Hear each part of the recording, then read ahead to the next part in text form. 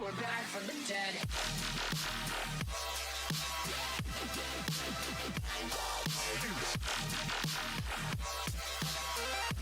Hell yeah.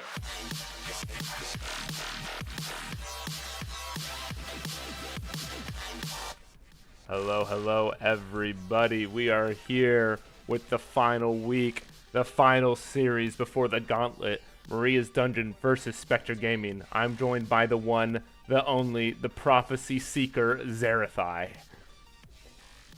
The prophecy was false. That's all I'll say. Hey, you still got a chance, right? If anything, the prophecy was for the gauntlet. That's true. We're going late. We're scaling. Yeah. You are scaling. So your team sadly did get last place for the gauntlet, so that means you're going to have to go through the entirety of it. While Maria's Dungeon and Spectre Gaming fighting over that third and fourth seed, which is quite crucial because one starts in the gauntlet and the other is guaranteed playoffs minimum. So we're going to have to see what happens this game. But starting us out, Maria's Dungeon with the Diana band targeted towards Vimstat, Syndra, and Oriana for learning. So a lot of focus on that mid-jungle synergy.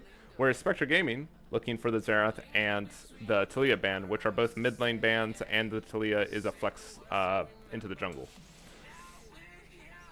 Yeah, interesting way to open up the draft with a Maokai B1. I don't know if Spectre prioritizes Maokai, but I definitely don't expect to ever really see Maokai B1 unless you're immediately planning on pairing it with a blind Jace. There are potentials for it because it can be flexed on the top and jungle. Maokai is also one of those junglers that can just sort of do his own thing. He doesn't really care what the enemy jungler is doing because the saplings are so safe. So depending on where it goes, it's a relatively safe blind pick. The only downside would be is the Xayah, where I prefer the Xayah blind pick overall, where Spectre Gaming took that. So you did lose that little bit of your 80 carry power there, but Maokai overall, I still think is a relatively safe and solid first pick. I actually kind of have to disagree with you there. I think that Maokai is a jungler that, while up until pretty recently, he was kind of hard to abuse, but he's no Jarvan, and that's what's locked in here. Where Jarvan can play it in a very stable way, like even if he falls super far behind. Whereas Maokai, if he falls really far behind, is just made of paper and only exists as an alt bot, I feel. But that's all you need Maokai to do, is to ult, and to ult. But yes, Spectre Gaming did get the Jarvan, one of the stronger junglers in the meta right now. I wouldn't say he's the strongest anymore since we are on new patches and it's not the world patch, so there's definitely things that got changed that kind of reduced his priority. Now, Maria's Dungeon going with Misfortune, not an 80 carry you really see anymore. Does pair well with the Maokai, but overall, very easy to abuse. And if Spectre Gaming can get the Rakan, if Maria's Dungeon doesn't pick it up here, that can be quite deadly for the Misfortune. Yeah, I'm a little concerned about if they would take the Rakan over something like a Jace here. A Renata. Interesting. Yeah, Maria's Dungeon is really banking on Spectre Gaming drafting a composition that wants to continue running at them. I mean, Rakan does want that, but I still feel like Rakan is like the best option here. You get the Lover's Deal in the bot, you get the guaranteed engage onto the Misfortune. It's going to be tough for this bot lane unless Renata's handshakes are on point. Rakan's a very fast champion, so he's not exactly the easiest to lock down. And the only upside is when you're level 6, sure, you have the hostile takeover. But it is actually going to be the Milio instead. Milio? So, Milio, I don't necessarily agree with it because you can't really abuse the Misfortune. It does hard counter the Renata ult, though. So, that's probably why Spectre Gaming opted to do that. However, I just feel like they lose a lot of the pressure in the bot lane that they could have had. Yeah, I think it's probably more worthwhile usually to pick something like the Rakan and try and play flexibly rather than picking something like the Milio, because it feels like Milio is almost a self-lane counter pick. Jace, of course, being banned out, don't want to be able to pair that one up with a Maokai. Yeah. All right. Well, at this point, it's more than likely. I wonder if they're going to blind top here or if they're going to go with the mid pickup here. Learning one of the stronger players on Spectre Gaming, you definitely want him to be in a comfortable lane. So maybe Swagasm just says screw it, locks in the Ornn, locks in the Scion, someone who just kind of neutralizes the lane. Especially, I don't know who Maria's Dungeon's people, what roles Maria's Dungeon are playing, because they they don't apparently know themselves. So it's hard to tell exactly what's going on. But Yeah, I think that I would expect it to be a blind top lane pick. Probably something along the lines of the Ornn, like you said, maybe a Cassante. yeah, Cassante could also be very strong. Maria's Dungeon putting a lot of focus on this mid lane right now. They just popped the Azir ban. More than likely, they're going to drop another mid ban here. Trying to get Learning to dig really deep into that champion pool. And Spectre Gaming with the Jax ban, who probably does pretty well against champions. Does Jax beat Cassante? He did at Worlds. I don't know if he does now. There's so much to learn. Anyways, while we're waiting for these lock-ins, did you watch the new 2024 video that just dropped for League of Legends? I did not. It is quite crazy. Just a little heads up. Hourglass no longer gives AP. Okay. So, I wonder what that's going to do to the meta. It is very weird. But did they remove stopwatch? Yes, stopwatch is no longer a thing. But Hourglass still works like Hourglass, but it doesn't give any AP anymore. Now we do have the Ornn locked in. As we were I think saying. that's fine. Yeah. What, the stopwatch changes? Or the Hourglass changes? I think the Hourglass changes are fine so long as you remove stopwatch. I think stopwatch was probably the most broken 750 gold you could spend in the game. Hourglass is the most broken item in the game. Come on. Come on. I don't think Hourglass is the most broken item in the game. Look, man, I'm an 80 carry player. Oh, wait, you're an 80 carry player. You should hate on mid laners more. Come on. No. I hate junglers. Mid laners are just a byproduct of the pain train. All right, so we do get the Ornn lock in for Spectre Gaming, so it's going to set them up really nicely for a solid team fight with the Xayah DPS carry, giving that counter pick over to Learning, whereas Maria's Dungeon has opted for the Yone Akali. Yeah, Yone counter pick into Ornn. I mean, it's definitely something we've seen a fair bit. Not necessarily here, but like a lot of the time Yone will be picked to counter these melee tanks that can't really trade well into them. Yeah, I'm curious if there is the potential for the Akali to be flexed if it's a bad matchup in the mid lane. But it looks like Learning is just going to lock in a champion that kind of counters both of them, just in case, if he does go with this Vex. And that really sets them up for basically a full dive comp, which Renato will be very happy about. However, the Milio will be able to counter that hostile takeover. Yeah, Emilio being able to counter hostile takeover is definitely something to keep your eye on, although it will likely still prove to be, effective to us. Last pick is Lysandra, not Vex. Oh. According to, yeah, okay. Okay, so, I mean, kind of does the same thing. Get in deep, delay a lot. I would have actually preferred to see the Vex, but I guess Lysandra's fine. Yeah, I think Lysandra makes sense, kind of. Where, Vex is very much all or nothing. Lysandra offers at least that little bit of safety net of being able to ult yourself and then try and go for a root E out. Yeah, there's definitely a lot of potential with that Lysandra pick. But now that we see both sides of the draft, who are you favoring? Whose comp do you like more? I like Spectre's comp more. I think their comp is way easier to play. It's actually unreal how much easier Spectre's comp is to play to me. Like Maria's Dungeon, Renata has to be really on point. Yone and Akali have to be on point to not be losing lane, or at minimum to be gaining advantages realistically. Yeah, they definitely need to be winning, or like you said, gaining advantages, and doing that into champions like Ornn, like Lysandra, not the easiest thing in the world. So I feel like the Maokai, a lot of his time is possibly going to be spent bot, but you're ganking into a Xayah. Like all of Spectre's gaming's lanes are just very hard to kill overall. Yeah, Spectre Gaming has definitely drafted themselves something pretty reliable.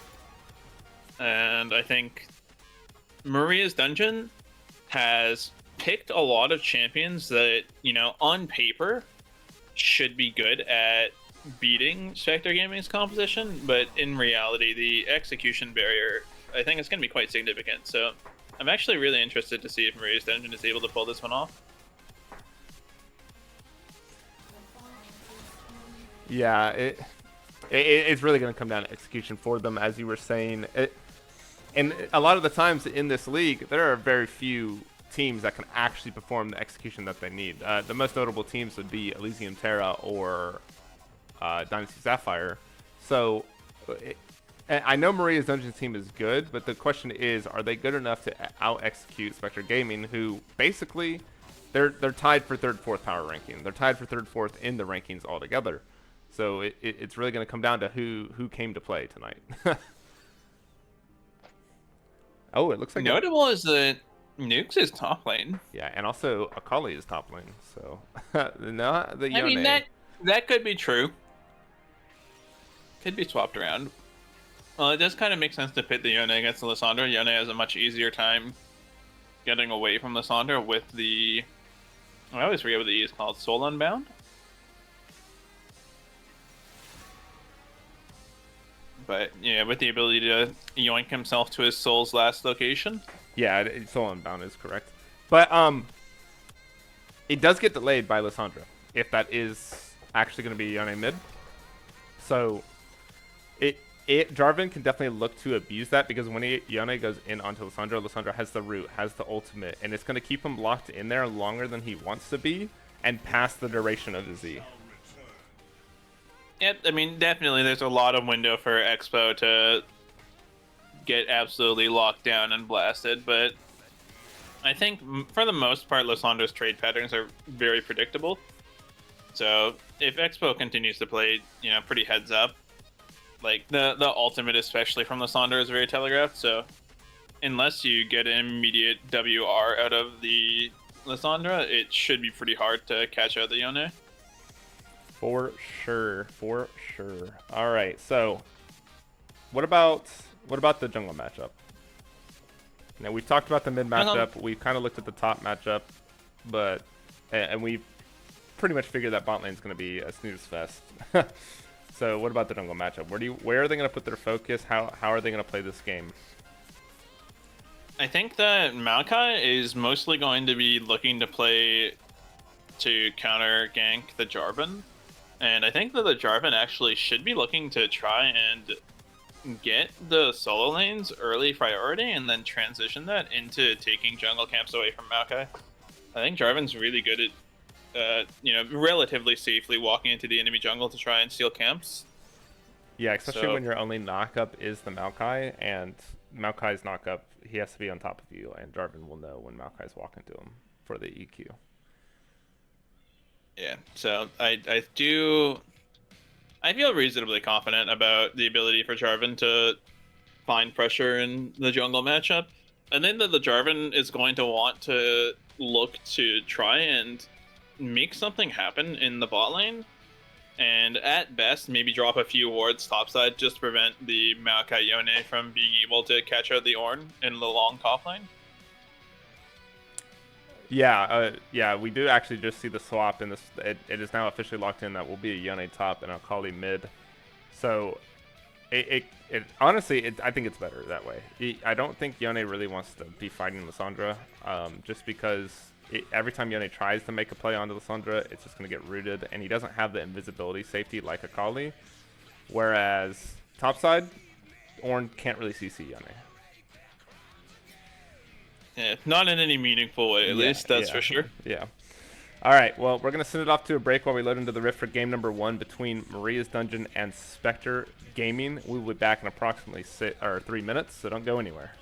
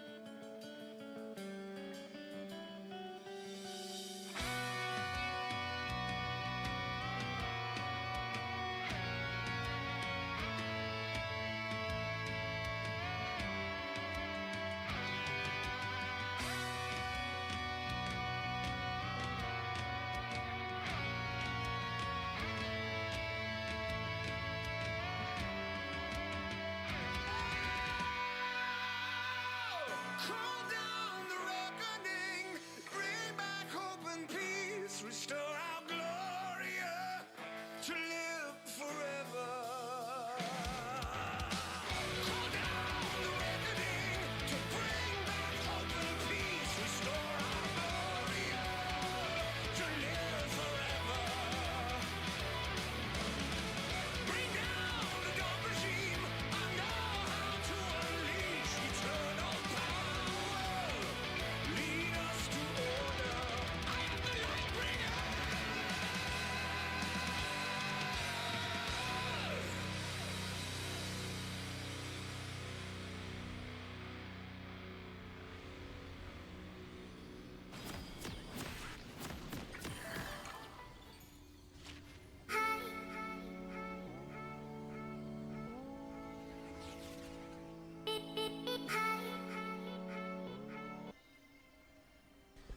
All right, we are loaded onto the Rift for game number 1 between Maria's Dungeon and Spectre Gaming. Zerathai, are you ready?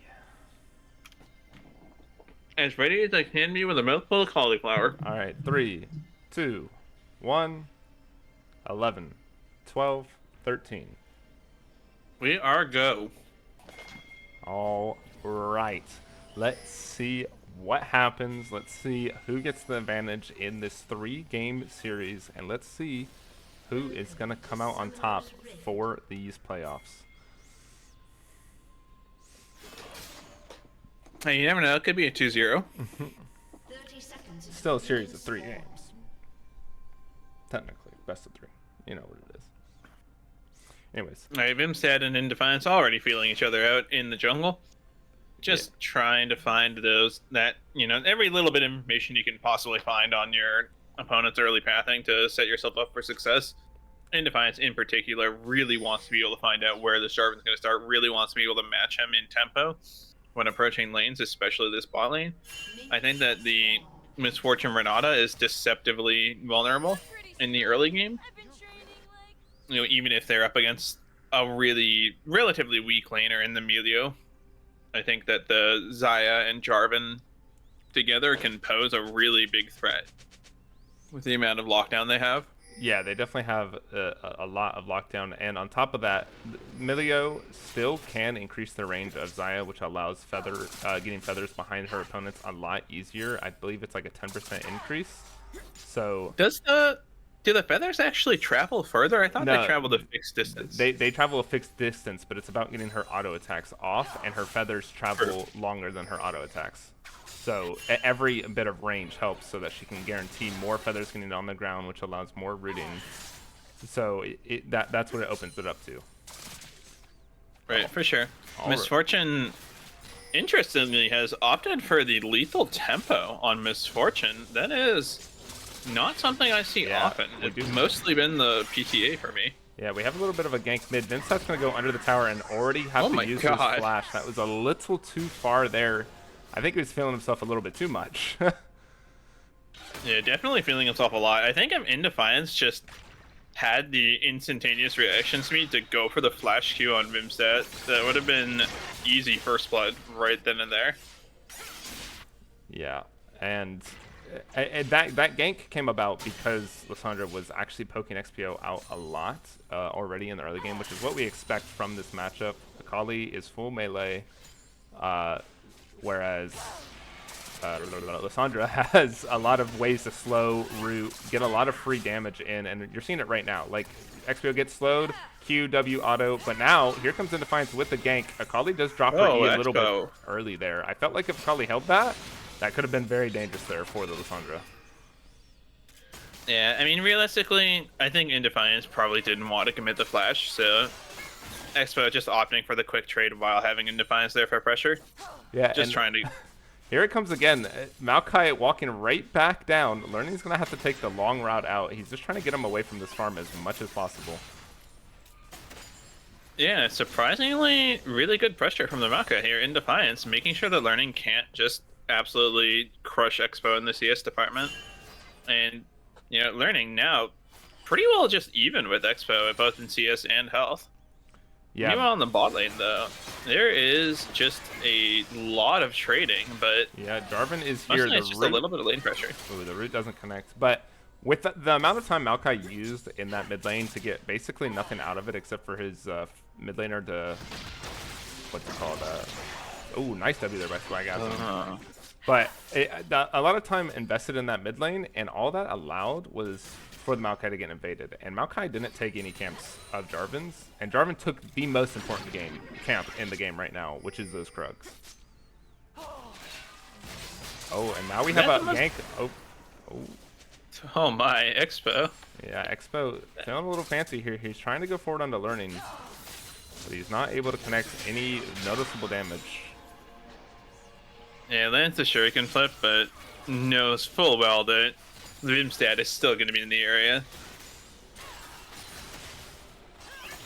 And it's a little surprising that Vimstad is only one camp ahead at the moment. Yeah, he's spending a lot of maybe time invading right now. So if you look at the available camps on the map, Vimstad is technically 4 camps ahead, unless Maokai walks in here and tries to take a camp of his own, because Vimstad was able to secure 2 camps.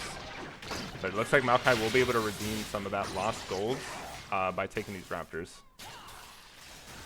Yeah, and the Raptors are very XP rich camps, so Yeah. definitely one that you want to steal away. Yeah, the reason why I was saying, oh, we do have a fight in the bot lane breaking out, though. Krib just taking a little bit of a rough trade. But the reason why I was saying Krugs are the most important camp is because Krugs have the highest XP value. They are over Raptors in XP. So that is why once after the very first Krugs die, every Krug camp afterwards has the most XP.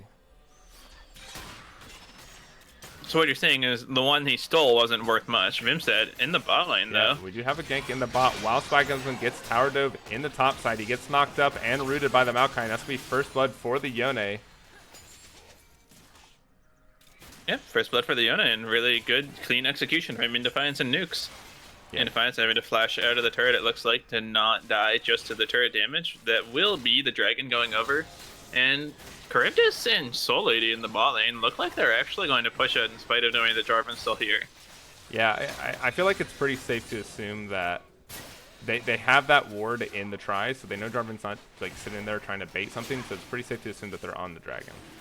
That is why they're trying to get that lane pushed out, which they successfully did. They allowed the wave to crash, and that will neutralize where the wave is once they get back. Yep. Swagazm taking 2 tower shots just to get the demolish proc. He's on Man, one. He don't this care. is... That's true. Ornn don't give a damn. Alright, we have the Noon Quivers picked up by both of the marksmen. And I think I'm kind of surprised, honestly, to see what Charybdis is building, because I genuinely don't know what the heck Misfortune builds nowadays. Last time I checked, she was still building either Trinity Force or Eclipse. No. No. I haven't seen that build that was a in long time ago. ages. Normally they go for the press the attack with or first strike with the Ghostblade build. But what Charybdis is doing here, he's running lethal tempo. Typically you still run press the attack with this build, but he's gonna go lethal tempo. So we do have a gank in the bot lane right now, though. Charybdis had to use his flash to get away. Soul Lady is going to be able to walk away as well, so that's going to force Charybdis kind of in a rough spot for this laning phase, and he might have to just back again. But back to Charybdis' build, I believe he's going to go the Kraken into more than likely like an Infinity Edge, more of an attack, auto-attack focused gank. But now we have a gank for a tower dive in the bot side. Vincent is trying to step up. He EQs the Renata, but a TP's going to come in. Paint Licker is going to get the flash and get the kill with the feathers. Actually, Dr. Dad will secure that, but that's going to get Yone's TP. That's both TPs. Yeah. Oh, and a flash forward, and that's going to be Paint Licker dropping. So yeah, both TPs invested there for a 1-for-1 trade. So overall, I believe Spectre Gaming is going to be pretty happy with that, just because of those large cooldowns that were basically wasted to just get an even trade. Yeah, and I honestly think Paint Licker could have just walked out of there with the heal from Dr. Dad if they had just committed to healing a little earlier on. But it's always hard to tell. Yone is a bit of a disgusting champion. Yeah. in terms of how mobile he is allowed to be. Yep. But Swagasm we got do- another plate in the top side for that play as well. So even though Marie's Dungeon is 1,000 gold ahead, Spectre Gaming is getting a lot of presence and some decent champions. Yeah, I mean, that entire 1,000 gold lead, actually, if you press X, is almost entirely Yone. So this Yone is going to be absolutely monstrous once you hit the point in the game where you've got the Hull Breaker and you just take over the side lanes completely. We do see the Misfortune in the top lane already. Yeah, they look like they did a little bit of a lane swap here. And this might be a little bit difficult for Yone just because Paintlicker has the ultimate, but it looks like Paintlicker's actually just going to lose this auto attack trade, and he's going to pop his ultimate when it wasn't needed. Whoa. That is What the heck, actually Paintlicker? really rough. Yeah, really unfortunate timing and decision making from Paintlicker there. I mean, you know, Nukes being able to get that trade and not find lethal was a bit unfortunate, but all he really committed was just the E cooldown. Whereas Paintlicker now has to reset, doesn't have the ultimate. Nukes has free reign in the bot lane. It's 1 minute to Dragon. Yeah, this should And- be a lot of priority given over to Maria's Dungeon. It's exactly what they need to Oh, get this Expo. ball rolling. But we have a gank in the mid lane. Vinsat dropped the ultimate on top of the Misfortune paired with the Lissandra ultimate. So this should be the enemy AD carry going down. But now Lissandra learning is going to get stuck under the tower. And that's going to be Indefiance picking up the trade. So 1 for 1 and basically full dragon control over to Maria's Dungeon right now. Did learning, like, was there ever any need for learning to actually walk past Charybdis there? I don't know. I think he That was trying to felt- position in a way. Maybe he thought Misfortune's flash was up. That's like the only potential. So maybe a miscommunication on some of their spells for him to have to force himself to walk behind the Misfortune. That, Yeah, or I he mean- was trying to get out of the Misfortune ult. But I feel like Misfortune's ult is not doing that much damage right now, so it's not exactly something you have to get out of, especially if you're just planning to CC or to stop it anyways. Yeah, it's a bit of a weird play. But it does lead to more pressure from Maria's Dungeon.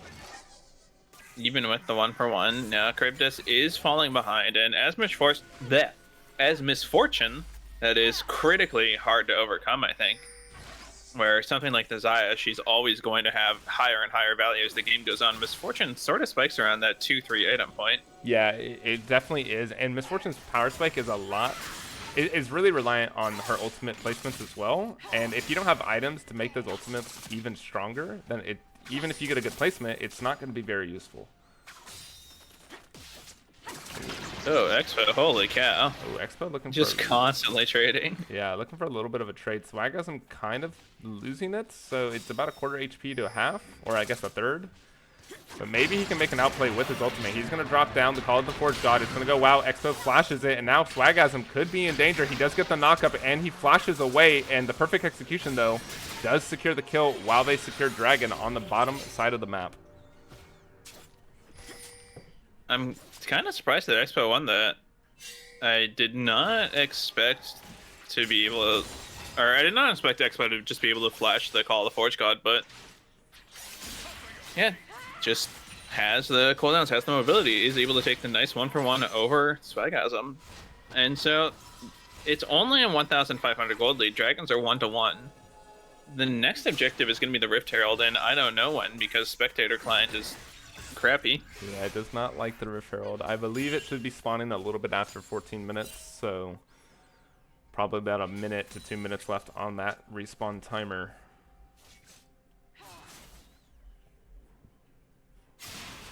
Yeah, so I think they claimed it, yeah, just after 8 minutes, so yeah, it should be just about 2 minutes, and then we will see another play for the Rift Herald, and then 2 minutes after that will be another dragon fight.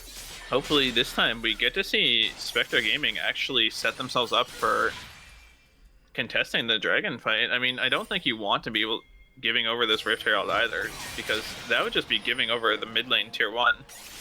And I think that if you give the mid lane tier 1 to such a mobile composition, the game gets really hard for you to play the map. Yeah, if there is one thing that Maria's Dungeon is doing correctly, is they are executing their comp where it needs to be executed. And that was the big worry about the start of this game. But now we have a gank on the bot side. Soul Lady does get knocked up by Vimstat, and he's going to start the chase while Nuke starts the fight in the top side. So the chase in the bot side is going to get discontinued. Seeing that Expo was moving. Yeah, I'm kind of surprised they didn't force any summoners out of Soul Lady there.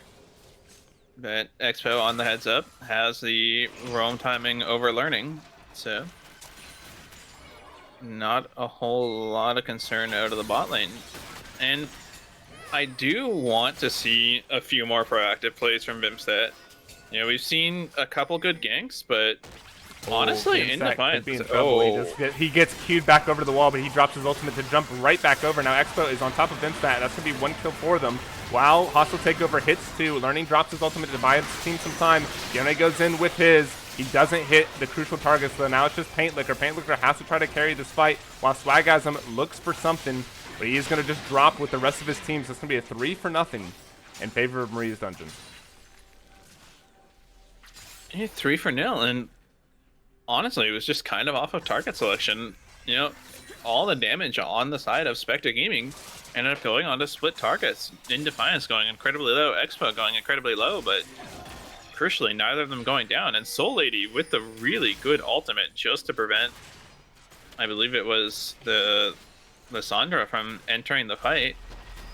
Yeah, I believe it hit Lissandra and Ornn, so they weren't really going to be able to hit the targets that they wanted to hit. Lissandra also being forced to use her ultimate to dodge the hostile takeover.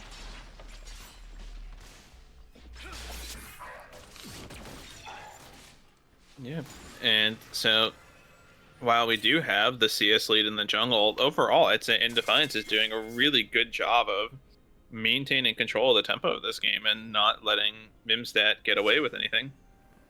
Yeah, and it's kind of sad to see because Jarvan is definitely known for being that more proactive jungler, had a lot of ganks, lots of setup ability for his team, and he just hasn't been able to really complete a kill on a gank, really set up any decent team fights for his team. And now we see Swagasm getting engaged on by nukes, but he's going to be able to get away.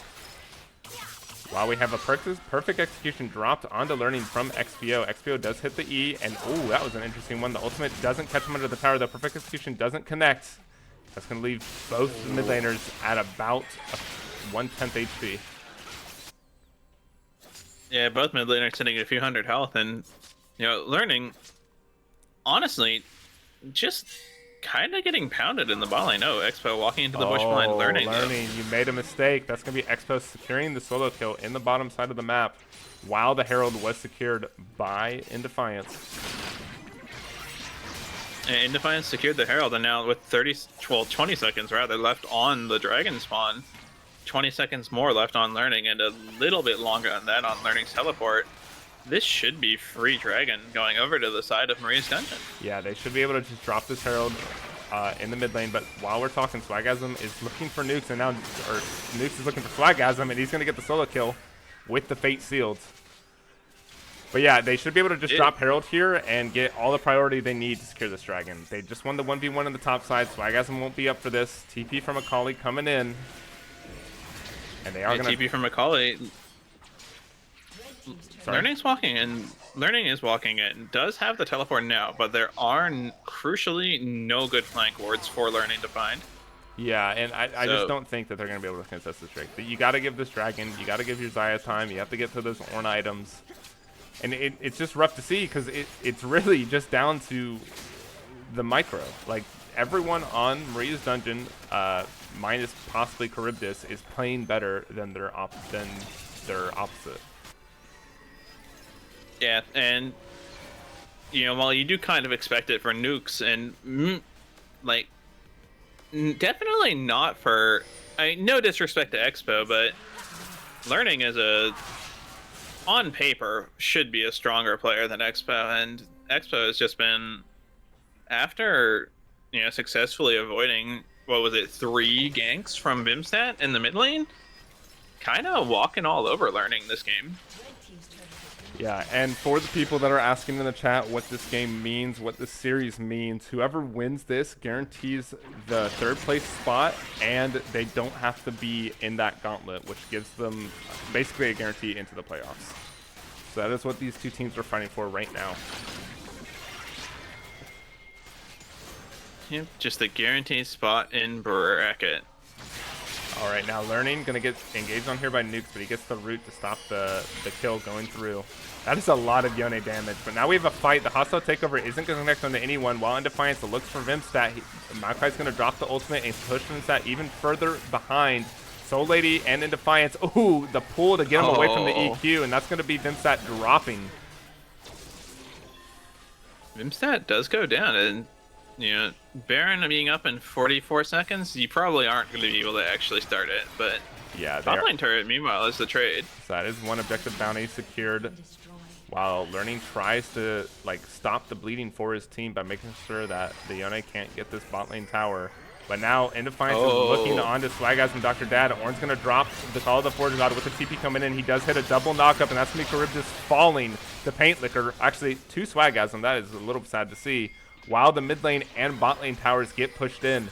So that looks like it's going to be a tier 2 in the mid lane. That's going to be secured by the Akali if Vimstat can't stop it. Oh, he does stop it. Okay. But Nukes Yeah, tier 2 left with a good chunk of health, but yeah, Nukes just absolutely rampaging in the side lane. Already has the Hull Breaker completed. 4-0-1 on the Yone. Has a 650 gold shutdown. Is there anything the man can't do? Vimstat's going to get engaged on here by Nukes. The Fate Sealed almost sealed Vimstat's fate, but it wasn't enough. Oh, Nukes. Playing with fire. Yeah, Nukes is going to get knocked up and knocked back. He's going to get the dash over the wall, though, so he doesn't get rooted by the feathers. And maybe this is a window for SG to look for something. Nukes is in... he's a little bit lower than where he wants to be. He also does have that Hull Breaker, so when he does join these team fights, it's going to be a little bit less effective.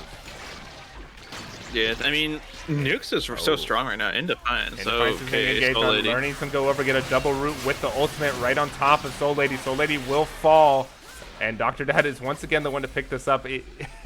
Paint Liquor needs these kills, guys.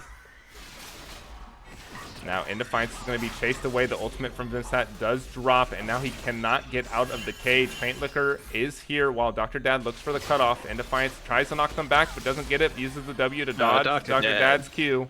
But I believe Vimstat should have another EQ, and this should be in Defiance dropping. Hopefully to Paint Liquor. Oh my gosh. Vimstat going to secure the shutdown.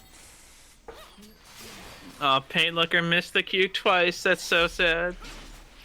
I don't think it would have quite killed in Defiance, though, so... Yeah, unfortunately, the kill does go over to Vimstat, but ultimately better to collect it than not at all. Over, you know, Yone just bought a BF sword and a crit cloak, and is sitting on 1,400 more gold. Yeah, he's going to have that Infinity Edge done here on the next fact, and he is going to be basically unstoppable. I don't think Ornn can deal with it. I know for a fact Lissandra can't deal with it. They're going to have to send more than likely 3 people minimum to stop the split push. Yeah, and Ornn, you know, having just finished the Radiant Virtue, upgraded it into the Primordial Dawn, is going to really struggle to do anything other than just be fodder for this Yone, I think. Very much more oriented towards the, you know, team fight, sort of AoE, do a lot of CC and heal your team for a lot of value build, whereas the Yone is tailored entirely for one thing and one thing only, and that is dueling. 100%.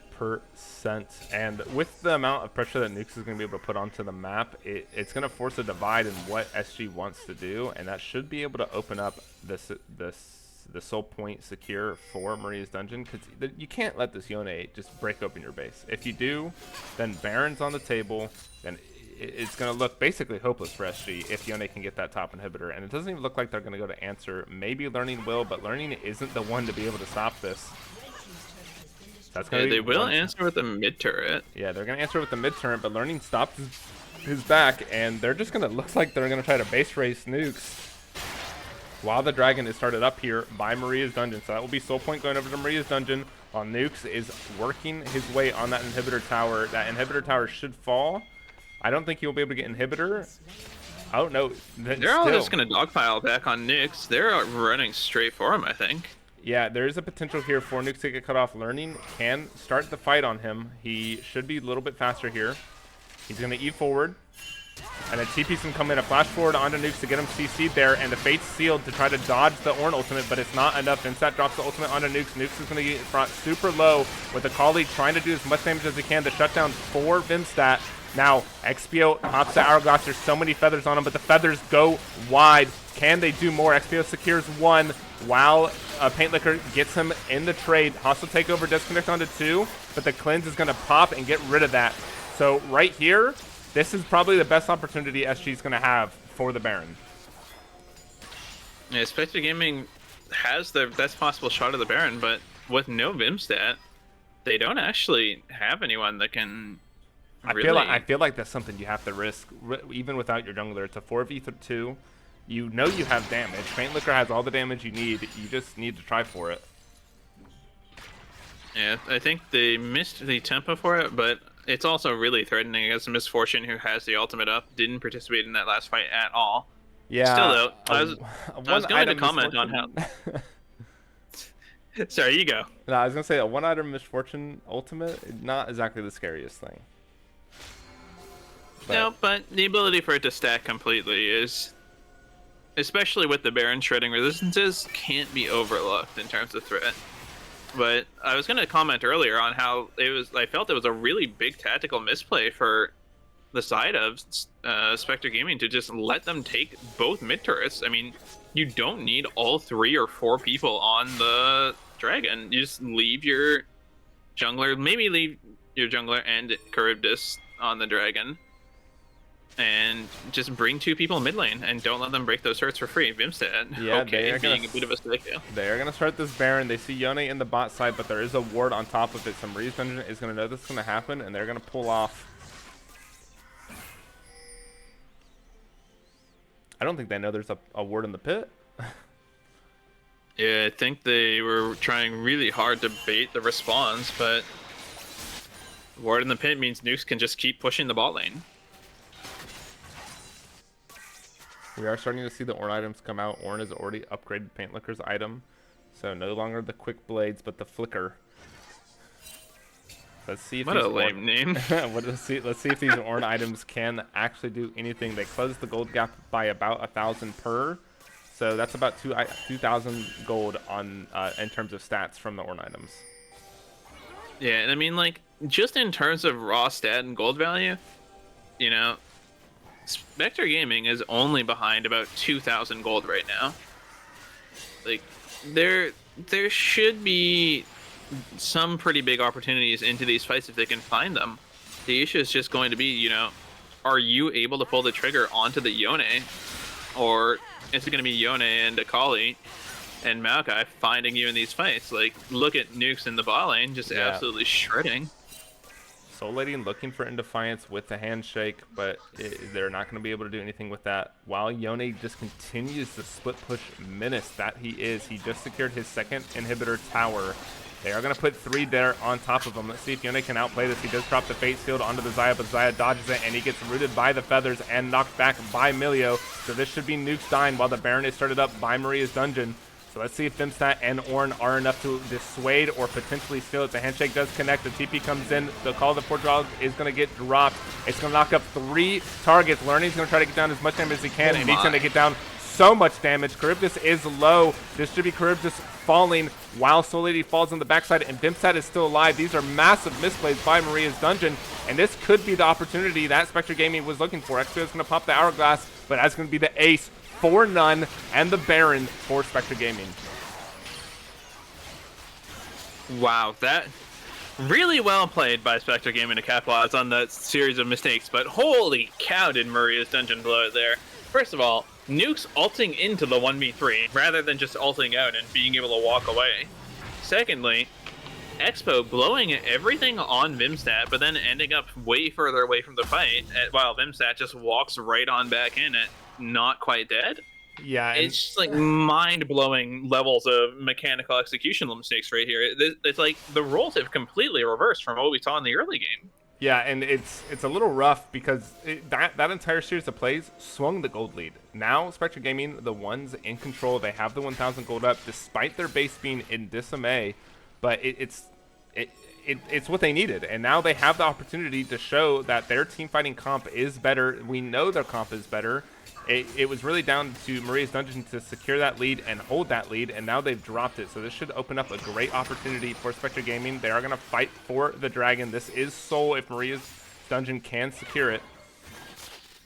Maria's Dungeon don't need to fight for this at all, though. They're just giving it. They just gave it. What was that? Now XPO looking on to Paint Liquor. Paint Liquor pops his flash but doesn't hit the feathers.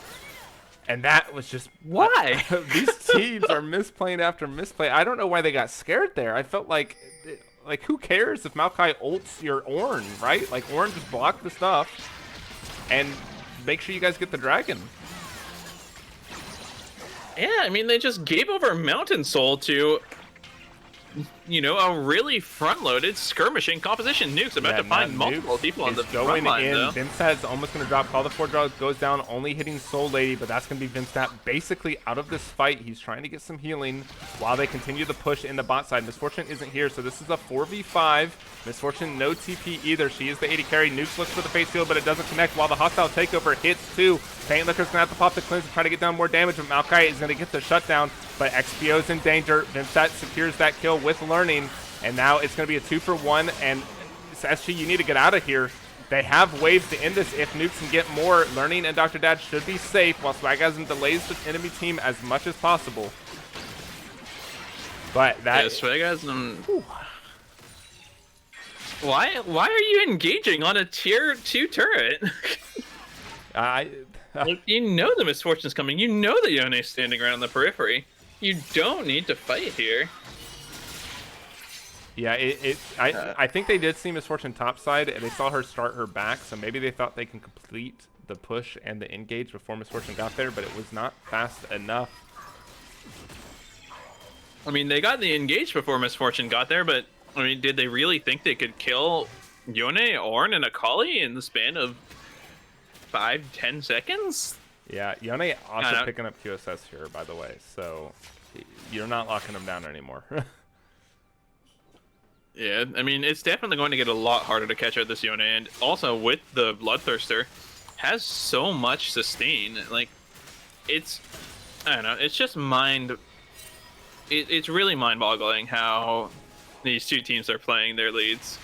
It feels like every time one of them finds themselves a lead after in the last 10 minutes, they just immediately go and find the one play that they can use to toss that lead back to the other team. We're playing catch. Nuke's just playing a little cheeky in the bot lane. Yeah, Nuke has 3,000 HP. A little disgusting to see with only 1 HP item, but... I think calling Hullbreaker an HP item is a bit of a stretch at that, so... Yeah. Alright, Baron's going to be up in 2 minutes. No major objective to really be fighting for, but Soul Lady might get caught out here, gets knocked up by the Ornn, while Maokai drops the ultimate down to try to turn it around. A huge Misfortune ult to hit 3, but it gets stopped by the Ornn. No. Now Charybdis could be in danger. He can't get away from this. That's going to be a kill picked up for SG. And this should open them up to potentially push and get an inhibitor tower of their own. XPO is going to back this to make sure that he can try to stop this with his team. Yeah, it's 3 ults for 2, but... Or actually, it's 3 for 3. But Charybdis, you know, just walks up, tries to drop the bullet time to prevent any further engage, and then... Oh, wouldn't you know it, his entire team has walked away, and now he's left eating dirt. Swagasm is looking for an engage while Nuke tries to get on the backside, but he doesn't pop the QSS fast enough, but he does get the double knock up. The face shield only connects onto 1, but Learning has so much delay in his kit, and that will be Nuke's falling. And now In Defiance and XPO have to run out. Swagasm goes forward. The Hourglass gets popped by XPO while In Defiance drops. And now this could be the ending game fight. If XPO falls here, he's the only one who can realistically defend this. Charybdis isn't strong enough. And Charybdis is going to dodge the knockup. but it's a 4v3, a 5v3, a TP coming in from Learning. And that's going to be the first Nexus Tower falling while Swagasm goes on to Charybdis. Charybdis and XPO on top of Swagasm, and he will fall, but Soul Lady is quick to follow, and that's the next Nexus Tower. And this might be the game for Spectre Gaming. I cannot believe that's how it ends. What a catastrophic series of events for who looked like to be the favorite for the majority of the game, Maria's Dungeon. I mean, just completely falling apart in the communication and decision making in the mid game. Yeah, I mean, we did call it. The comp from Spectre Gaming was stronger, and if Maria's Dungeon didn't hold on to the lead that they generated, it was going to be tough to pull out a victory. And when they dropped that Baron and had the massive gold swing, that gave Spectre Gaming all they needed, apparently. Yeah, that did give them all they needed, and we will give you guys all you need after a short break. No, Zerathai. You're in here forever. No, I'm joking. Yeah, we're going to send it off to a break while we get stuff ready up for game number 2. We're going to let Zerathai eat his vegetables, eat his dinner, so don't go anywhere while we get things prepared. Yeah, I really need my food, guys. I'm dying.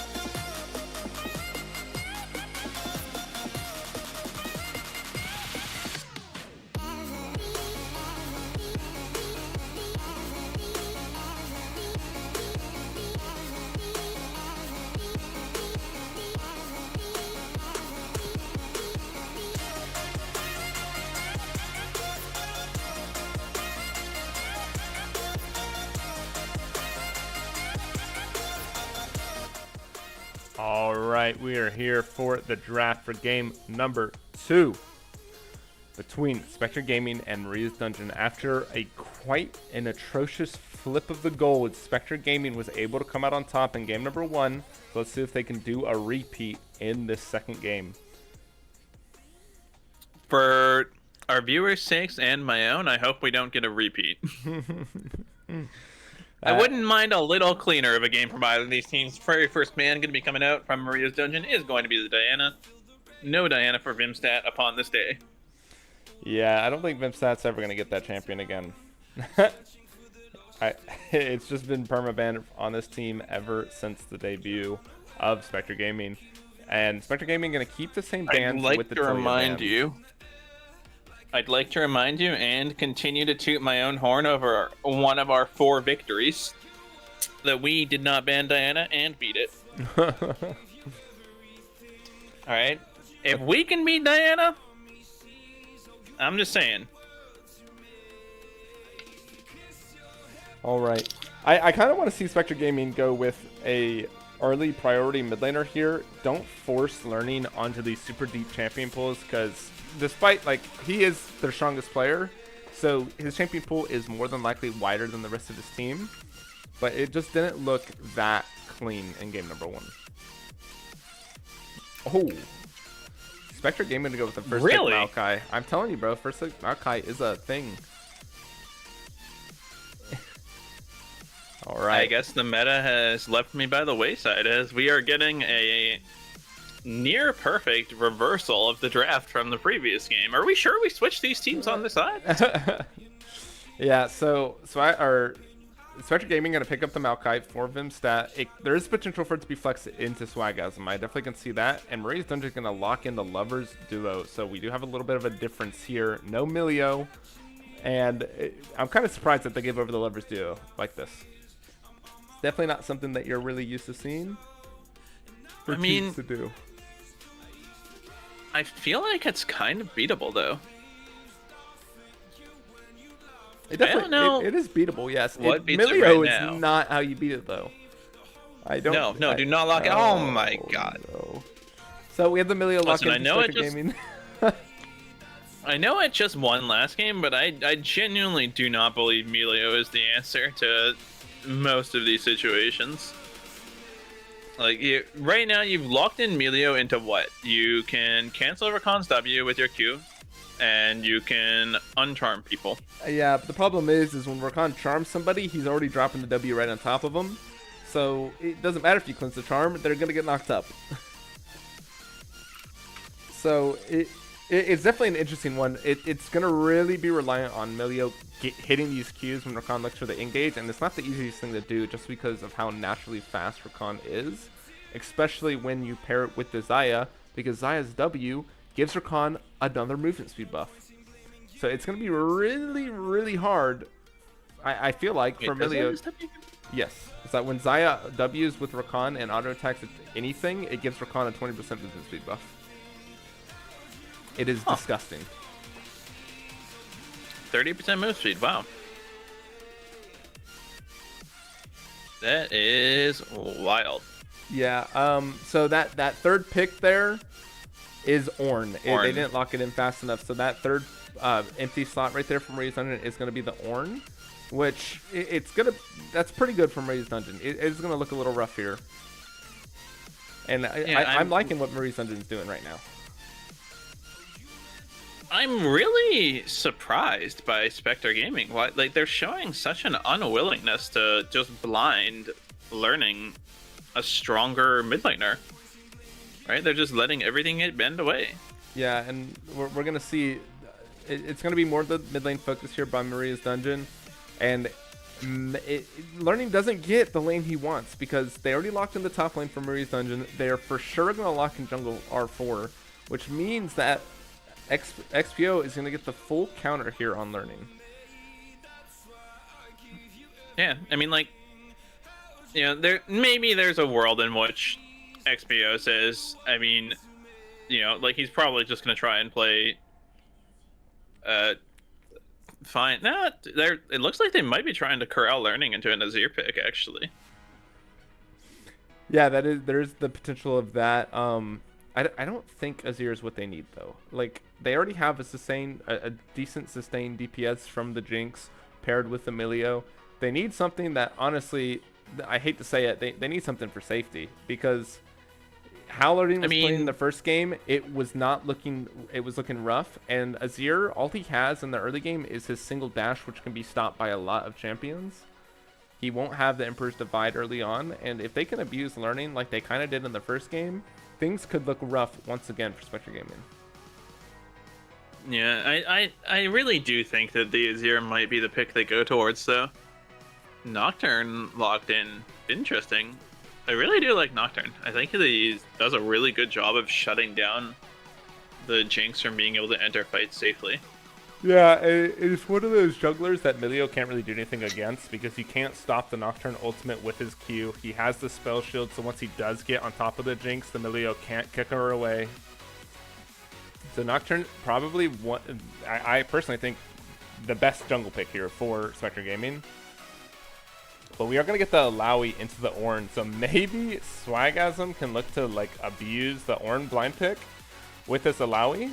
And if Alawi can take over, she can solo carry games. I mean, I don't know, because like they have a composition that's actually really good at dealing with Alawi. I mean, Xayah never has to get in range of the Alawi to be able to deal damage to her. Rakan can stun lock Alawi for, a pretty good amount of time. And if you pair that with the Nocturne. Well, you got to remember, Alawi's primary focus is just pulling multiple champions to her lane so that her team can do what they want around the map. And that could be what Swagasm's looking for. Yep, but in fairness, the primary weakness we saw in the previous game was our hero nukes on the... Yeah, it was nukes. Yeah, nukes on the Yone, over pushing, just tipping his hand a little too much, and with no reward, no cross map play. Yeah, and we are going to get the Vladimir last pick for Maria's Dungeon into the Nico. I kind of like the Nico pick when it showed, just because I think Nico is a super powerful champion, but there are a lot of champions on Maria's Dungeon's team that are going to be hard for the Nico to actually get on top of with her Pot Blossom. Yeah, I mean, I think, realistically, Xayah should be able to avoid it. Rakan will already have blown his load. Vladimir should be able to avoid it. And Nocturne probably also will have blown his load. So you're reliably hitting, like, Ornn. All right, well, it looks like we do have another set of swaps in the roles. So we have Soul Lady in the top lane, Indefiance in the jungle, Nukes in the mid lane, Expio on AD carry, and Charybdis on support. So once again, Maria's Dungeon just flipping the script every single time.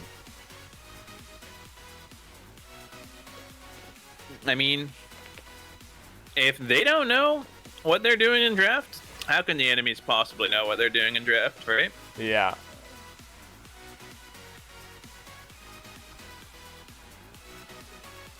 I'm pretty interested to see how Nukes is going to perform on this, much less showy champion than Nico, being relatively easy to pilot mechanically, I would say. There are a few things that require just the practice to set up the timing, but I feel like once you have the WR flash timing, then it's pretty much a hands-free experience at that point.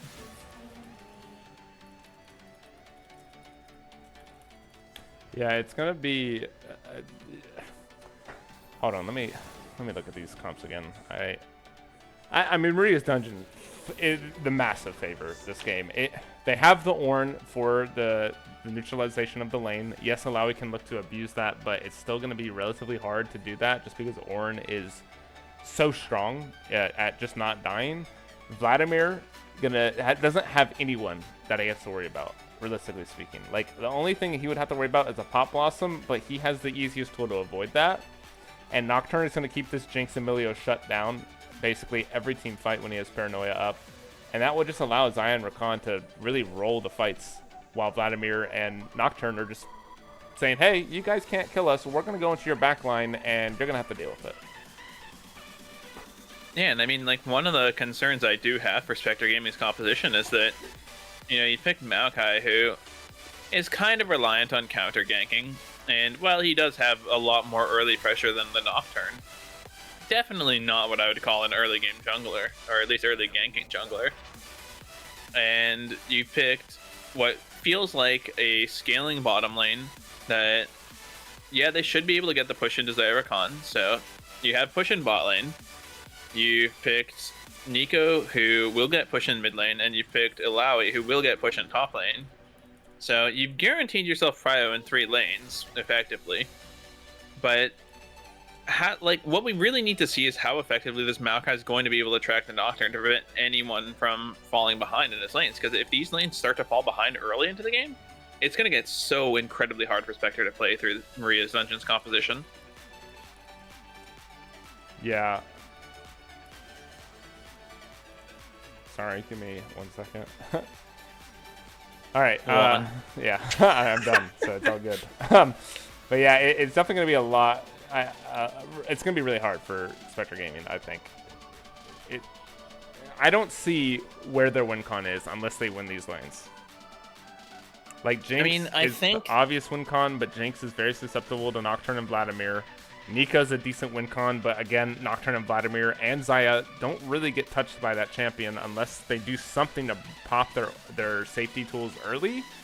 And Orange just Orange, so, you know, he didn't die. I really expect Spectre to be playing this game to focus the Maokai around the Jinx melee lane. Make sure that by all means you do not let this Jinx fall behind.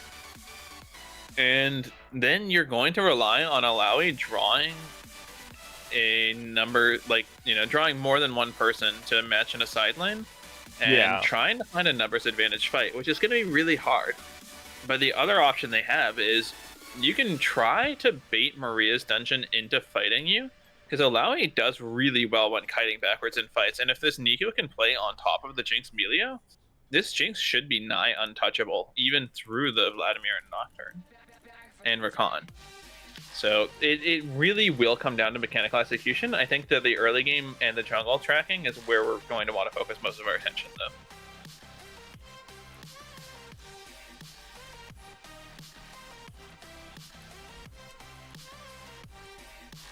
Yeah, so we're going to send it off to a break. We will be back in approximately 2.5 minutes for the second game between Spectre Gaming and Maria's Dungeon. So don't go anywhere while we load onto the Rift. The countdown has just begun. Are you ready?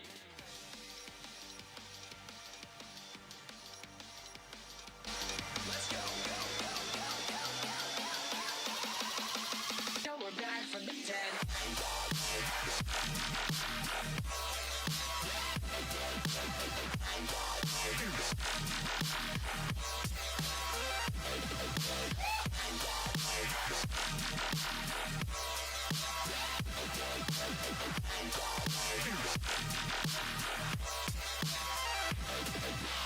We're back from the dead.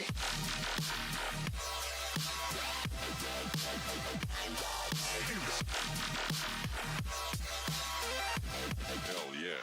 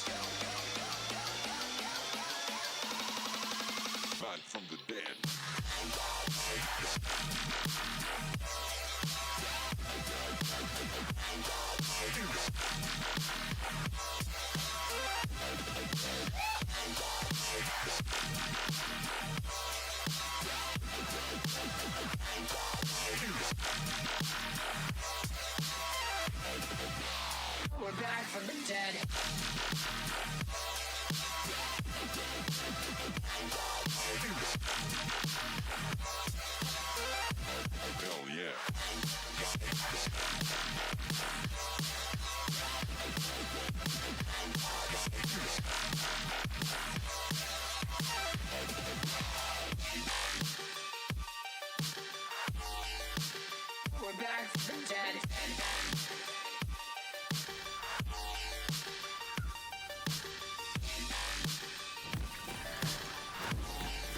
Back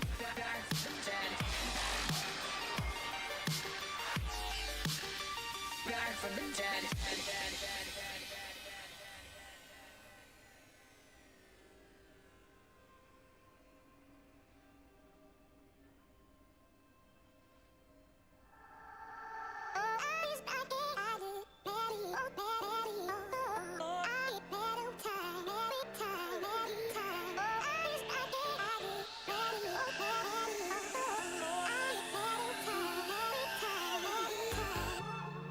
I wonder what went wrong today, eh? Why do I feel like I linger? Linger between the words to say, eh? To say the words to remember. Now we're here to take control over your body and over your soul. We're gonna take back everything and lose it all. Lose it all. We lose it all. Feel it in your heart. Feel it in your legs. All right, we're loaded onto the rift for game number 2 between Maria's Dungeon and Spectre Gaming. Zerthai, are you ready? As I will ever be. All right, 3, 2, 1. 11, 12, 13. We are synced up and good to go.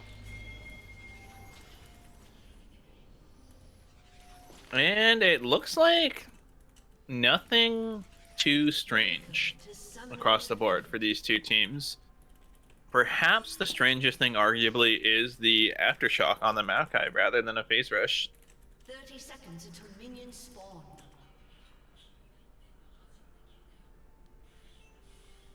Yeah, they are trying to. It looks like Bimsat and Defiance might scuffle again to try to figure out where each other are going. Oh, Oh, Paint Liquor just vibing in the bush. Doesn't see the ward, doesn't ping the ward. Minions have spawned. What on earth?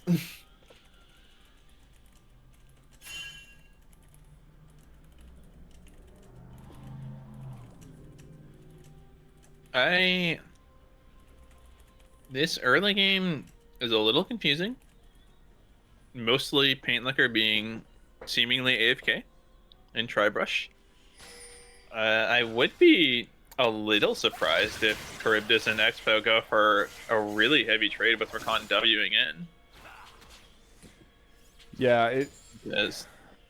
there is the potential there. We might see a double knockup right here, and it's actually going to go through while XPO drops the W, and that's the movement speed, and that could be first blood for Dr. Dad. Dr. Dad's going to pop the flash, but first blood for XPO. And that is a great start for Marie's Dungeon. Okay. I take it back. That works every time. 10 out of 10. I was wrong. They were right. Yeah, I mean, I think it's a very... It feels to me like a very obvious play for the Zyrakan to make, and I think it's one that had Paint Liquor been paying attention, had Paint Liquor seen the ward be dropped in the Tribrush, probably would have sussed out that play happening. So it feels like a very avoidable death for Dr. Dad already in the early game, and oh my gosh, Emilio makes that noise and it's so annoying. Why? You don't like the spam? No, the trilling noise spam, it breaks my eardrum. So I got them with the Grasp of the Undying on the Alawi, actually. That seems kind of strange to me in an Ornn matchup. I mean, you're basically getting free pox and getting way tankier, and you don't need the Conqueror to win the trades, you know? So maybe they're just doing this to secure more HP onto themselves so they can survive those 2v1s longer, which will allow her tentacles to get more healing in. And so that it makes sense, you know? Like, because at the end of the day, Conqueror isn't everything for Alawi, especially because you just want so much health on your kit, because that just boosts the amount of healing that you're getting. Yeah, that's fair. I totally forgot that she could get the actual Grasp of the Undying stacks, or procs off of her Spirit. tendril pull thing that I can't remember the name of. Test of Spirit? Test of Spirit. Yeah. Wow, Swagasm might have Might have taken a very trade. nearly just out Soul Lady. Okay. Wow, these are some riveting trades in the top lane.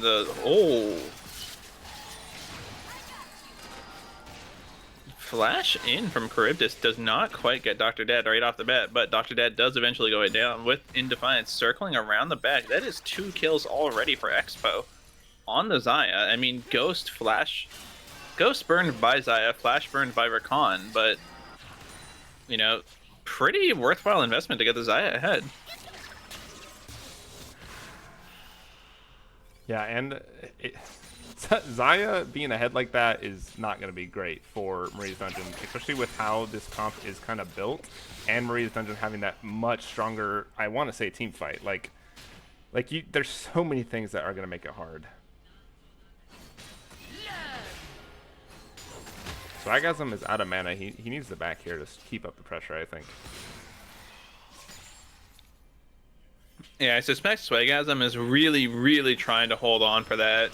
I believe it's Phage first item for Alawi.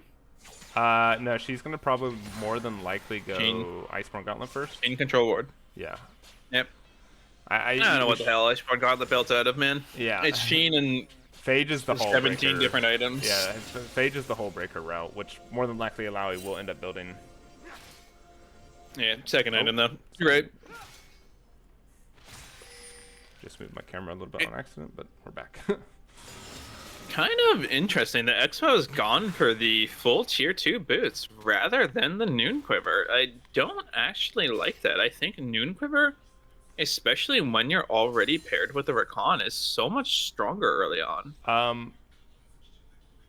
I mean, it's for safety, right? Like, you win the 2v2 matchup already. It's not like you need more damage to win the 2v2 matchup. The boots allow you to get closer to the enemy, which will allow Rakan to engage faster, or it will allow you to dodge jungle ganks. So I can see the potential here. Like, I can see why you would do it, but it doesn't. I don't know. It strikes me as a trade-off for safety, a safety net that you don't really need yet. Of course, Swagasm doing a pretty good job of pulling the wave topside. Mimstat came around to hang out, see if there was anything to be found on Soul Lady, but Soul Lady just gonna casually push this wave in. No care in the world. Yeah, and we really need to see Swagasm start building a lead in that top side with just how detrimental bot lane is right now for SG. And Swagasm basically is the win con at this current point, and more than likely the future of this game, because he's the only one that's going to be able to pull multiple champions to him. Yeah, Paintlicker standing right in the middle of some feathers, almost lining themselves up for that nice recall route. But Swagasm, honestly, kind of holding the wave. Took a little while to pull the wave to where they want it to be right in front of their turret. I don't think Swagasm actually wants to push out against the Nocturne. You want to just keep it right in front of your turret where you can always have that safety net to back up to if you need to escape the paranoia. And just like that, Swagasm is actually going to start the freeze onto Ornn. So Ornn's going to start losing a lot of CS here, while Nukes is taking a little bit of a rough trade by learning. I'm actually surprised at how well this Nico pick is doing into the Vladimir. Yeah, Nico, not one of the champions I would have pegged to be beating Vladimir in lane, that's for sure. But actually, it is losing in CS, so it's just surprises all around. I'm honestly kind of disappointed by In Defiance, you know. Well, Swagasm just went and hard shoved top lane while I wasn't looking there. I was gonna say, like, you know, if Swagasm just maintains the freeze indefinitely, In Defiance is forced to come top lane. Soul Lady can't ever break that freeze by herself. Yeah, but instead, Swagasm is just gonna shove out, and I don't know. I don't know what's supposed to be achieved here. I mean, he's trying to get some plating, early platings more than likely. We do have the Paranoia getting dropped bot lane, and that's going to be Dr. Dad's flash while In Defiance gets shoved back into the tower. XPO is tanking, and Paintlicker and Dr. Dad surviving that gank mighty fine with the reinforcements coming from the river. Here comes Maokai. The Pop Blossom's going to go up. It's going to hit one, and that will be a kill for Vimstat while In Defiance drops the Paint Licker. So Jinx is going to get excited, and that's going to be a 3 for none on a botched dive for Maria's Dungeon. Yeah, 3 for 1 on a botched dive, and like I just don't think you can ever go for that dive, right? Like, even if Dr. Dad and Paint Licker don't burn all 4 summoner spells immediately, I feel like you can't actually kill that duo under turret without giving up at least one member.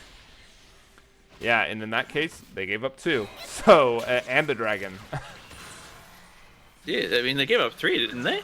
Oh, yeah, 3 people died. 3. So, yeah, even worse. So they gave up their entire lead and the first dragon of the game, and they just let Swagasm have infinite pressure in the top lane. Swagasm may be getting caught out by the Nocturne soon, but like Nocturne doesn't have ultimate, so what does Swagasm care?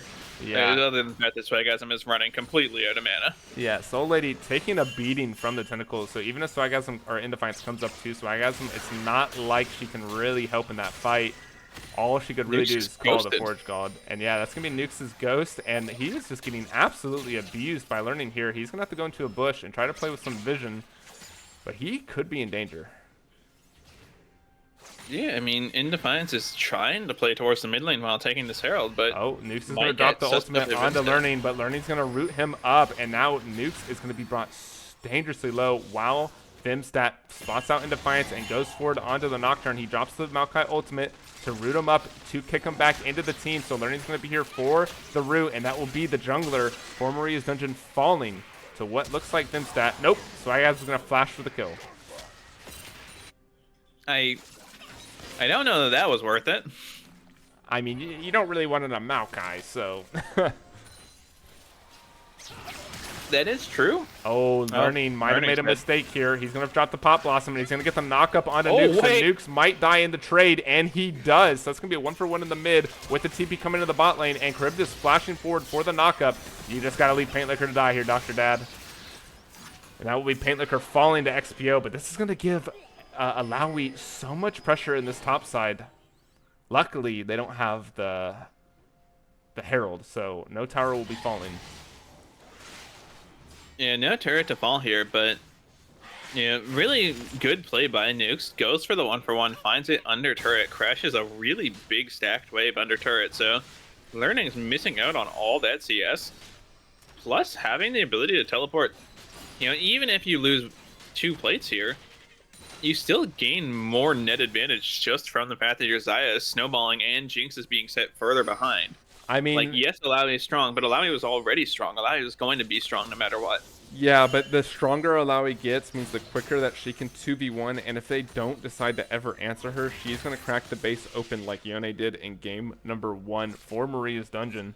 So it's definitely a point of concern. Like, yes, Xayah getting strong is good, but Vimstat is Maokai and Learning's Nico have enough disengage to where they can't really tower dive. So if they're not getting towers in return, things can get a little bit dangerous. But now we have XPO going in forward with the Ghost while In Defiance drops Paranoia onto the Jinx, and Jinx is going to get knocked up and caught. So Pain Licker will fall.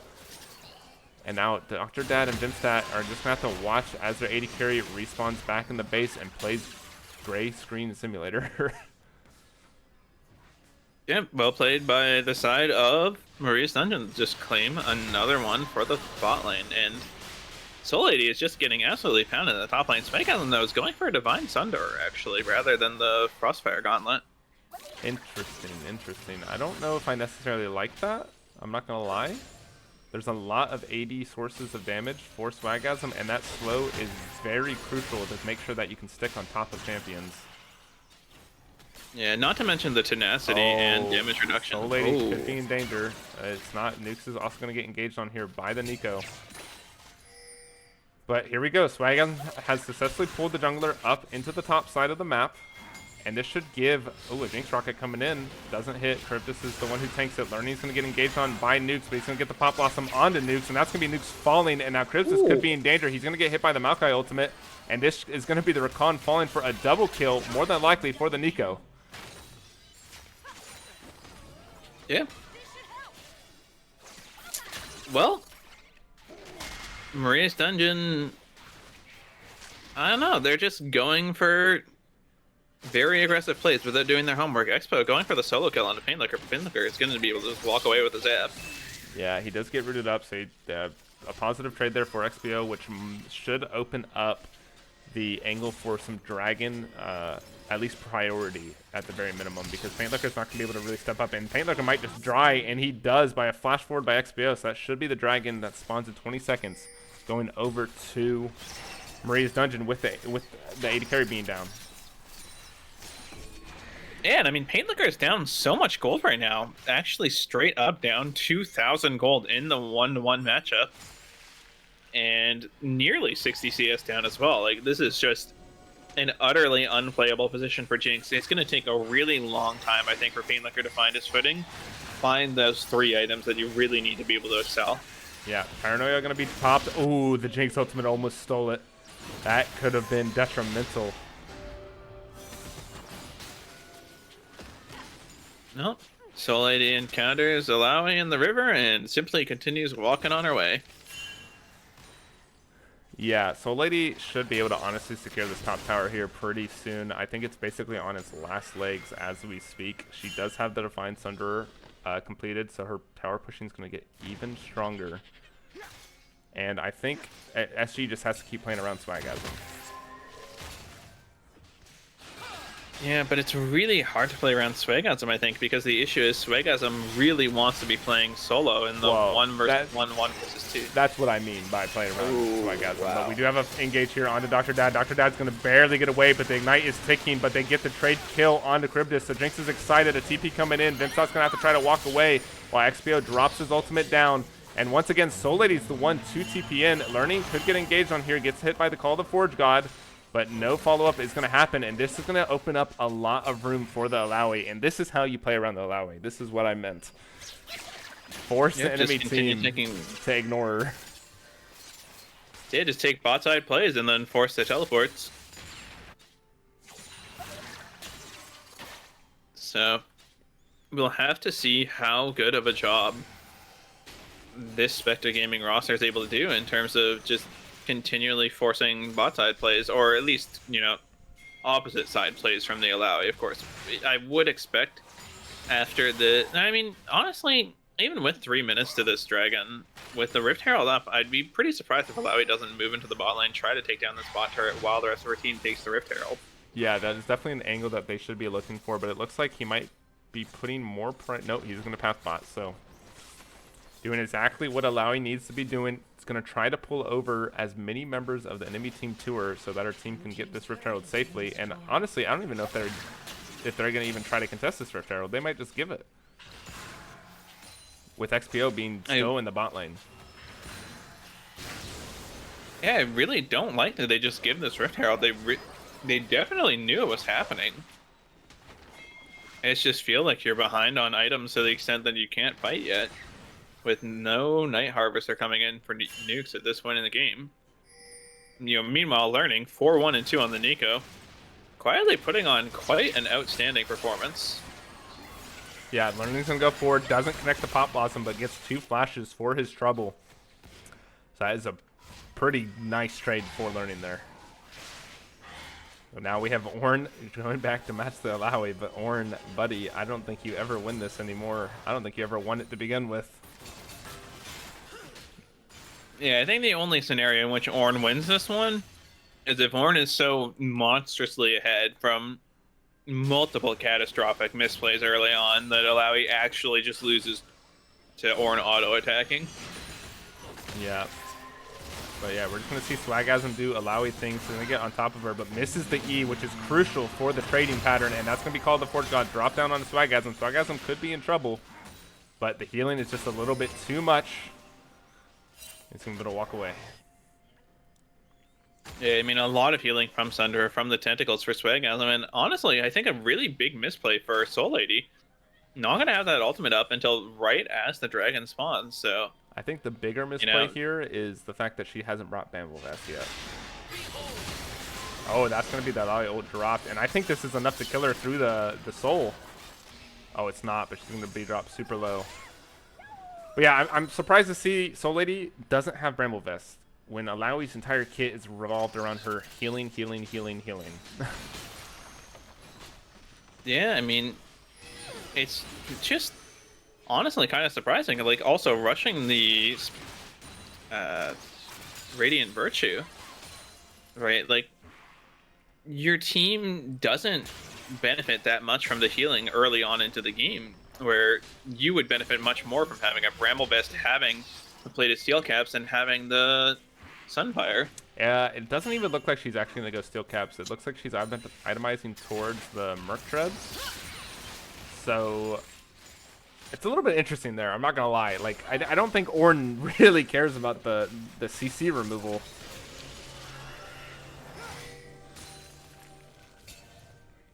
I mean, maybe the tenacity matters a lot more when, you know, Vimstad is charging up that Maokai ultimate at you for 2.25 seconds of root.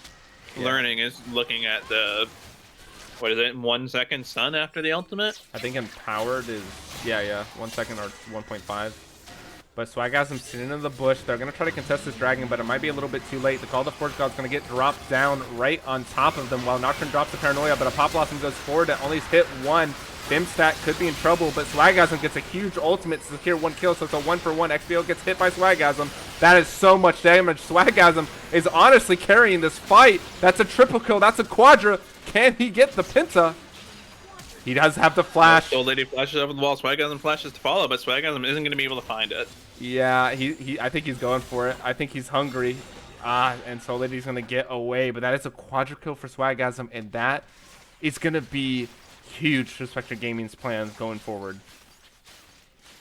Now, I have a pretty critical question that I think maybe Maria's Dungeon should have asked themselves before that fight. And that is, why on earth would you ever dive into an Alawi with ultimate up? Yeah, that was, it's not even like it's an important dragon. It's just a second dragon for Spectre Gaming. And you need time for Ornn to start getting those Ornn items in. You need XPO to hit more than likely at least LDR to fight this Alawi. So it's a little bit feels like they're like feeling rushed here. And in reality, you don't need to be rushed. Your team scales, and that's what you're playing for. I mean, like, also, right, even after the initial, wow, really Yeah. a Baron start. Baron is going to get started up even- here. While Swagasm gets in... No, okay, Swagasm's not going to get them. Alright, sorry, continue. Yeah, Swag don't care. Even after the initial dive, like, it was actually fine that Swagasm got the ultimate off on, you know, 3 or 4 people. But the problem was that XPO just walked right into the line of fire, walked right into the ring of tentacles, and immediately got slam dunked. Yeah. You know, I think if XPO just plays that a little slower, just waits out the ultimate, then where can Swagasm go? Swagasm's forced to flash over the wall to get away from that. Instead, everyone goes into the ring, and it's Ramajama Slam Fest time. Alright, Alawi has completed the whole breaker, so her split pushing threat just basically doubled in how efficient it's going to be. And I don't really think that there's anyone on the side of Maria's Dungeon that can really answer her 1v1, potentially even 2v1. So they might be having to send 3 people down to Swagasm like Spectre Gaming had to do last game against Leone. Yeah, but I honestly don't know that the Hullbreaker is the most correct option here. Swagasm just showed how useful that he can be in the team fight, you know, given the propensity of this Maria's Dungeon composition to the dive. So, like, I mean, I don't know. It does depend on how they continue to play out the game. If they are able to keep playing cross sides from Swagasm. Oh, Dr. Dad walking right into XPO, but XPO is going to get locked up, and that's going to force the Xayah ultimate. That's a tragedy. Yeah, now Ornn is the one split pushing. I feel like Ornn doesn't need to be doing this. Her team needs her. While Nukes is going to get slammed by Swagasm. He's going to get the treatment that Soul Lady was getting all game. And that's going to be a tower drop into the mid. Ornn, you got it back here. Your team is just losing the game at this point. Ornn's base racing, bro. Don't rush him. Yeah, that's going to be another tower falling to the Jinx. And Ornn has yet to What start is Ornn the back. achieving here? Have you even finished the turret yet? No. Another tower is the going to fall answer to is no. Swagasm. and they're still hitting the tower. There. They finally get the tower, but at what cost? That was an inhibitor plus 3 towers falling for Maria's Dungeon. I mean, Maria's Dungeon, honestly, can just walk 4-man into the top lane, leave Swagasm in the bot lane, actually just reset Swagasm, pull Swagasm out of the bottom lane, let this bot lane inhibitor turret go down, don't bother taking the inhib, I think. I mean, at this Unless- point, they really can, but Orin's going to call it for Jeff's going to get dropped while Nico pops the Pop Blossom onto 2. Nico's going to basically secure the fight there. Now Alawi's going to be brought low while Nukes looks for the kill on Learning, and he does connect it. Swag hasn't dropped his ultimate, but he is low. He is in danger. Charybdis is going to get hit by the Paint Licker ult, and that's going to get Jinx excited, and Nukes is going to get ran down, and that might be the game. A 3v5. Jinx is still up. The push pressure is still alive. They have minions in the mid lane. And Indefiance doesn't have paranoia. Indefiance doesn't have paranoia either to get onto this Jinx. Yeah, no Baron buff left. It just timed out right yeah. as that fight was happening, so If Baron the buff was game still will up, not end. if Baron buff was still up, that could have been game ending. Yeah, I mean, like, you know, what's really scary for Maria's Dungeon is that was almost their best case scenario fight. They completely split the fight into 2 fronts and had Swagasm under turret, tanking turret. So, like, they barely won with both of those conditions. Yeah. And, you know, your last bastions of defense are going to be the Nexus doubles and the top lane inhibitor turret, and I'm really concerned that, you know, even if you do get the fight under there now, Swagasm, 3 items, finishes the Death Stance, is going to be so hard to kill. Yeah, I definitely just see Spectre Gaming just rolling all 5 of their members topside. I don't even think they care about Swagasm's Hullbreaker passive anymore. They know they can win the 5v5. They just did it under a tower, so they should be able to just shift everyone to the top side and basically get that top inhibitor and get a triple inhibitor stacked here right before Baron. Yeah, I mean, like, they pretty well have free reign to play this map as slowly as they want. Swagasm, yes, this seems really scary for Swagasm to be here, but, like, Swagasm has the ultimate, has the, I mean, until just now, had the Hullbreaker passive, so... Like, can you even kill Swagasm with those 3 people? I think absolutely not. Yeah, you definitely need this XPO there. XPO has completed LDR, so he's basically your last hope, your only chance at winning this. And now Charybdis is going to look for an engage on the backside, but he gets rooted up and stopped. So Charybdis is not going to really be able to hit anyone while Paranoia is onto the Jinx, but Jinx is going to try to run away while Learning and Swagasm get as much damage down as they can, but they're going to have to flash out and get out. And Indefiance and Charybdis on the backside trying to rain terror, but Indefiance is going to have to pop the Hourglass, but he's going to die to the Jinx. So Jinx is excited while allowing Tentacles just secure a kill on the XPO. So what looks like, again, another great fight is just not going to end in the way of Maria's Dungeon, and that should be triple inhibitor minimum, if not the game. Yeah, I think that's going to be the game. Swagasm has teleport, Learning is teleport, Learning is running the teleport into the mid lane with minions. Yeah, Swagasm following shortly after. A double TP into the mid lane, and they're going to start the pressure onto the Nexus towers while Swagasm basically just walks up to these 3 and doesn't care. He gets knocked up, but Indefiance or Learning's there for the root. Nukes is trying to get it down as much damage as he can with the safety of his pull, but it's not going to be enough. Jinx is untouched. Jinx is hitting an inhibitor, and Swagasm's shoving them into their fountain, and that will be the game, and that will be the series for Spectre Gaming. Yeah, Spectre Gaming managed to take it 2-0 to Maria's Dungeon and secure their 3rd seed for the bracket. Yeah, all right, so who's your MVP? I want to give it to Swagasm after that performance. His first game was a little rough, but like he was the sole reason that they won this game, I feel like. Yeah, I mean... Do you have any other contenders? Anyone else? Like, Learning did well, but again, rough performance in the Learning first game. did really bad game 1. Yeah. Pain Licker didn't do especially fantastic and actually did pretty bad. Man, I think it's Swagasm, but like I don't know. This almost feels like a no MVP scenario. All right, well, we're going to give it to Swagasm because somebody has to get in here to talk about their victory, so we're going to pull Swagasm in. All right, hello, Swagasm. How are you doing? I'm doing pretty well. Well, congratulations on your win. Congratulations on securing the 3rd seed for the playoffs and guaranteeing that you guys don't have to play through the gauntlet. So, How do you guys feel about those games? It was looking a little rough in the first game, but that second game was an absolute domination by you in the top side. Yeah, I mean, first game we were just scaling. It was a little hard. Our mid laner plays like 3 champions, so it's kind of hard when he gets banned. So, but we persevered. I think we just out macroed at the end of the day. We were pretty far behind all throughout the game, and then just won fights and got good picks. And then last game, I don't know if the role swaps really worked out for them, but it was just a bit of a flip. Yeah, it was definitely a big flip in the first game, and it was really surprising for Maria's Dungeon to pull that off, but it didn't seem to pay off for them. So going forward into the playoffs, now that you guys know who the first and second seed are, it's going to be ET and Dynasty Sapphire, and you're going to get picked by one of them. So who are you guys hoping to get picked by, and how are you guys going to prepare for that? I mean, I think it's just a lot of draft prep.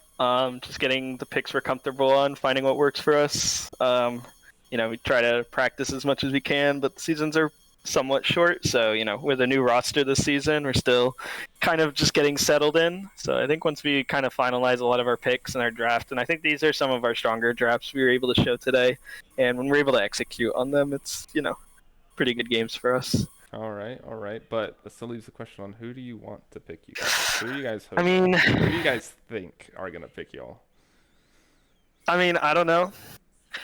If first seed gets picked, they're definitely going to be picking Maria's Dungeon, I think. I don't think it would make sense to pick us. I believe, do we know who first seed is? Is it Elysium? Dynasty Sapphire has the guaranteed first slot. So, I think, it would be between you and the winner of Gauntlet.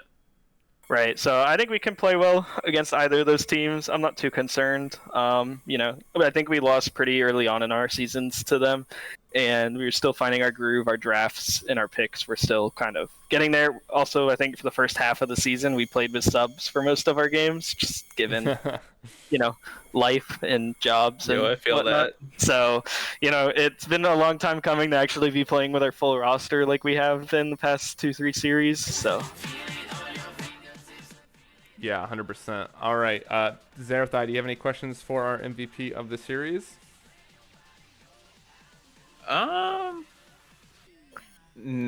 in particular, but no, I do have one. If you guys weren't able to find those random explosive fights in the second game, were you just going to continue trying to cross map, trying to force people to fight you?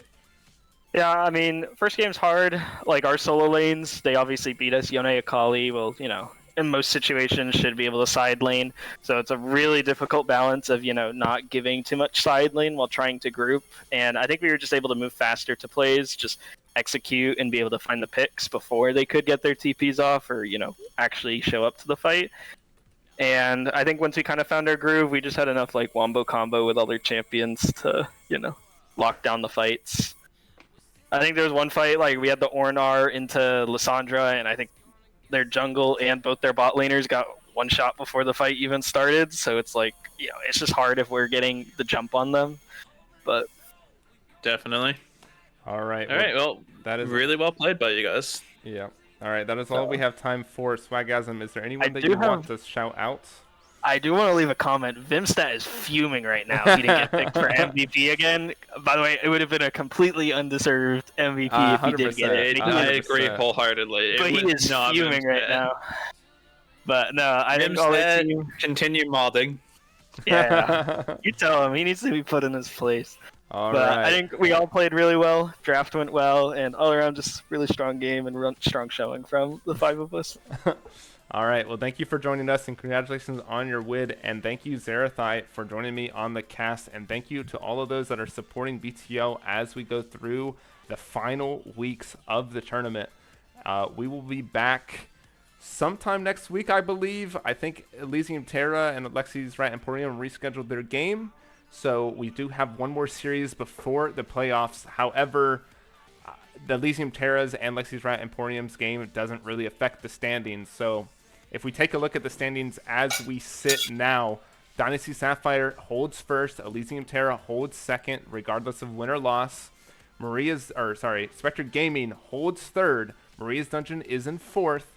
And then Lexi's Rat Emporium is fifth. Free Agent Team is sixth. And FFZ and BBC round us off with the seventh and eighth.